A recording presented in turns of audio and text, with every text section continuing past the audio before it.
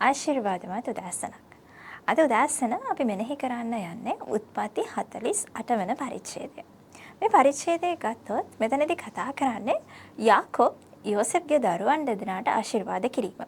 අපි ගත්තොත් එහෙම ඊශ්‍රායල් වංශයේ ගෝත්‍ර 12 ඇතුළට මේ ඒප්‍රායිම් සහ මනස්සේ කියන ගෝත්‍ර දෙකත් ඇතුළත් වෙනවා. ඒ කියන්නේ හරියට ගත්තොත් යෝසෙෆ්ගේ දරුවන් දෙදෙනාගෙන් එන වංශය.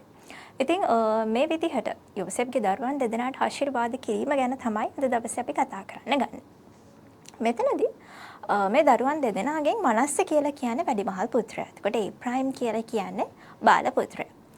අපි හරියට ගත්තොත් සාමාන්‍ය සංස්කෘතිය විදිහට වැඩිමහල් පුත්‍රයාට තමයි දකුණු අත තියලා ආශිර්වාද කරන්නේ. හැබැයි මේ ස්ථානයේදී මේ යාකෝබ් පොඩි වැඩක් කරනවා. එයා අත් දෙක මාරු කරලා තමයි දරුවෝ දෙන්නට ආශිර්වාද කරන්නේ. හරියට ගත්තොත් වැඩිමහල් දරුවාට ආශිර්වාද කරන්නේ වම් අතින්, බාල පුත්‍රයාට ආශිර්වාද කරන්නේ දකුණු අතින්. මේක දකින යෝසෙෆ් කියනවා නෑ මගේ ලොකු පුතා තමයි මේ මනස්සේ කියන්නේ. එයා හිතනවාදී සමහරක් විට යාකෝබ් වයසින් හින්දා මට පේන්නේ නෑ කියලා. හැබැයි යාකෝබ් කියනවා නෑ මං කරේ හරි දේ. බාල පුත්‍රයාට තමයි මම දකුණු අත තියලා ආශිර්වාද කරේ කියලා.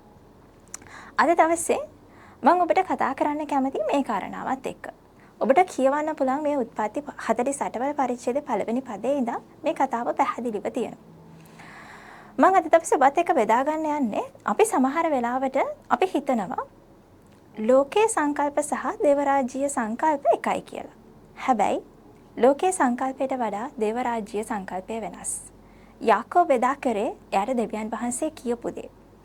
එයා ඒ ආශිර්වාදයේ මනස්සට දුන්නේ දෙවියන් වහන්සේ ඒ කියපු කාරණාවත් එක්ක.